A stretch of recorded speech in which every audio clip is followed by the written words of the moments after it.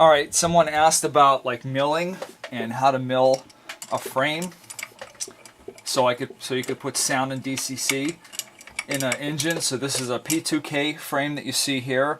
This is an SD60 frame, and what we want to do is we want to mill down all these high spots here, and in the middle we want to mill this down maybe 1/8 of an inch, but all these high spots we're going to mill down. And so basically what you want to do is when your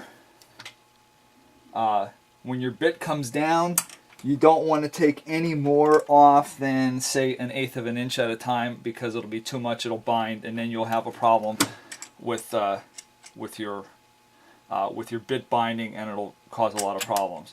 So we got everything secured here. This is the plate for the milling machine, and then I mounted on here a vise, and so this is securely put in the vise. So it's going to get a little noisy here, but you'll get the general idea of how to do this. So let's start.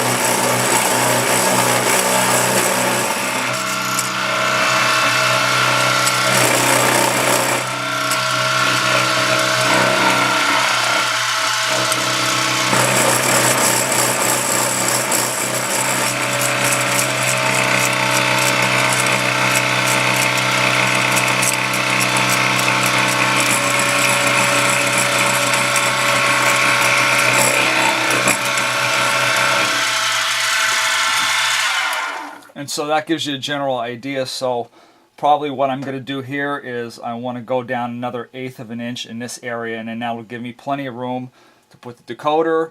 So and then I want to go back to about this part here, and so I want to have enough room back here to put the LED in this slot here, and then the LED for the front will go in this slot here, and probably I'll wind up actually just taking all this off here, and I'll come to think of it, and that'll give me enough room for the decoder here and for the speaker back here.